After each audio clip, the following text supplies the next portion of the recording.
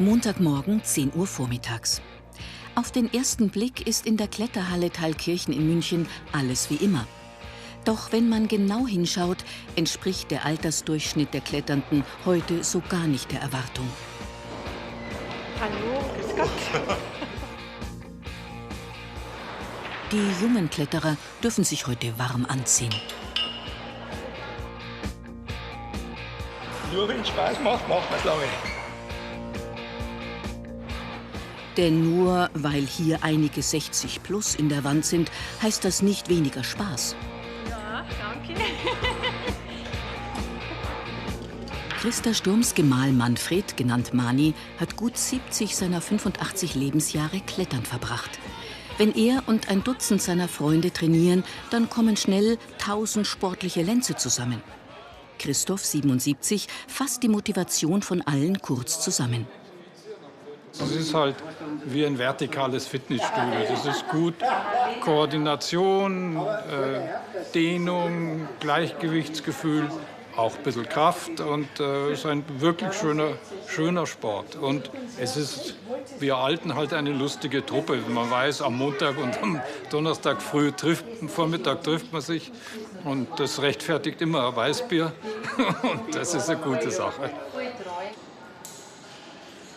Inge schwebt mit 71 Jahren lässig eine Route hinauf. Sind Frauen wirklich von Natur aus die besseren Kletterer? Ja, die sind halt beweglicher, weil wir tänzerischer sind.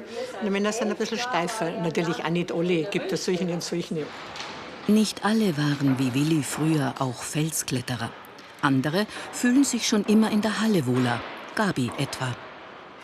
Also die schönen Strukturwände, die gefallen mir am allerbesten. Also die gefallen mir am allerbesten und die kletter ich ganz gerne und seitdem mache ich das.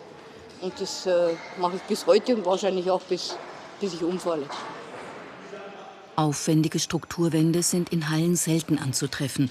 Und die Namenstafel deutet an, dass Mani sich für deren Realisierung weit mehr engagiert hat, als er eingestehen will. Also eigentlich sollte man ja geschmeichelt fühlen. Ne? Aber also ich bin jenseits von Gut und Böse, da ich sage, ich bin stolz drauf. Sondern ich bin froh, dass heute so viele Kletterer hier kommen, die einfach Sport betreiben. Weißt? Ich habe jetzt da gerade ein paar Mädchen gefragt, die kommen überhaupt nicht vom Felsklettern oder eigentlich aus der Natur, sondern die betrachten einfach die Halle als Fitnessstudio. Um der steigenden Nachfrage gerecht zu werden, wurde die Kletterhalle bis heute mehrfach erweitert. Die erste Inka-tempelartige Freiluftanlage eröffnete 1989. Also der Gedanke war primär mal eben Trainingsmöglichkeiten für die Münchner Kletterer, aber auch Bergsteiger zu schaffen. Und für mich war eigentlich wichtig, das naturnah zu gestalten. Weil da gibt es tatsächlich Griffe und Tritte, wo man sich mit ein bisschen Fantasie vorstellen kann, aha, das hat ein bisschen Ähnlichkeit mit dem Festklettern. Ohne Manis Hartnäckigkeit hätte München damals wohl noch länger auf seine erste Kletteranlage warten müssen. In Manis frühen Jahren gilt Indoor nichts. Der echte Fels ist alles. Eine klassische alpine Route nach der anderen hakt er ab. Anders als heute ist die reine Schwierigkeit der Kletterei damals eher nebensächlich. Unser Ziel war damals nicht unbedingt das Schwere zu klettern. Das habe ich mir im Nachhinein immer wieder zurechtgelegt. Sondern unser Ziel war der Himalaya.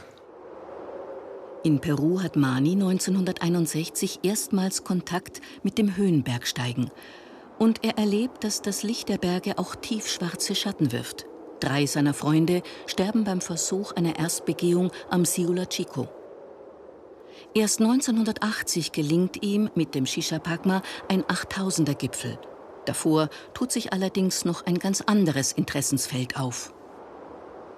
Dann haben wir gemerkt, es gibt außer uns auch noch Mädchen.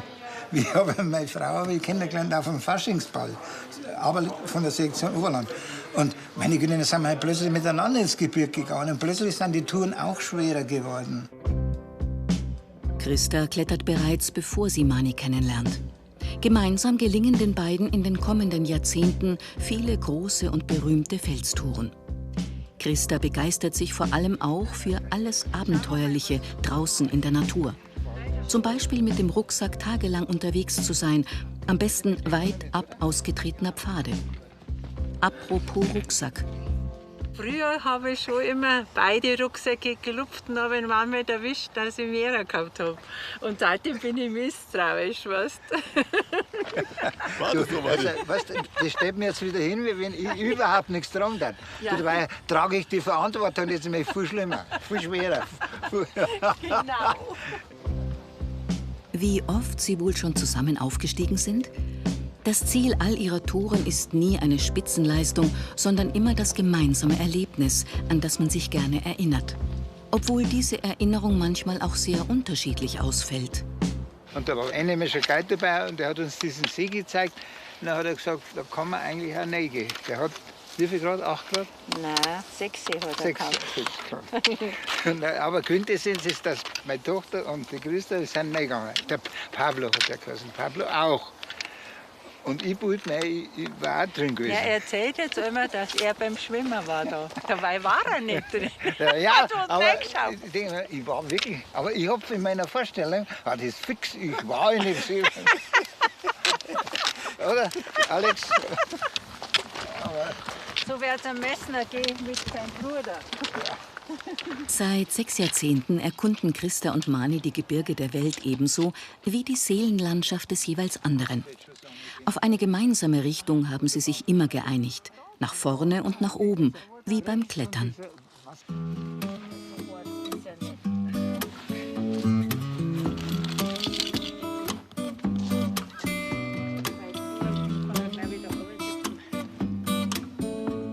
Kurzer Zustieg, schöne Routen. Es ist ein sonniger Tag im Klettergarten Nassereit in Tirol, einem von Christas und Manis Lieblingskletterspots. Der Spaß und die Freude an der Bewegung im Fels ist bei beiden unübersehbar.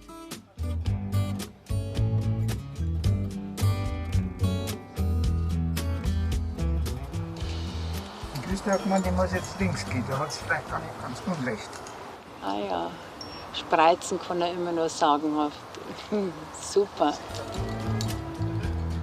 Gelernt ist gelernt. Das gilt auch mit 85. Christa lässt sich nicht lange bitten und übernimmt im Vorstieg das scharfe Ende des Seils. Das Abenteuer liegt ihr noch immer im Blut, auch wenn sie sich nach einer Kletterverletzung am Fuß erst wieder an ihren gewohnten Mut herantasten muss. Wer sich das Klettern einmal aus der Nähe ansehen will, braucht keine alpine Vorerfahrung. Klettern ist für Einsteiger aller Altersklassen geeignet, wie Klaus Bierl von der Klettergruppe erzählt.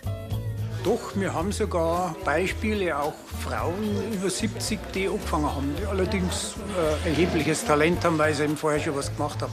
Aber können durchaus noch anfangen und auch da noch einsteigen. Bleibt nur zu sagen, auf geht's. Und für Christa und Mani noch viele, viele Meter sonnigen Fels unter den Füßen.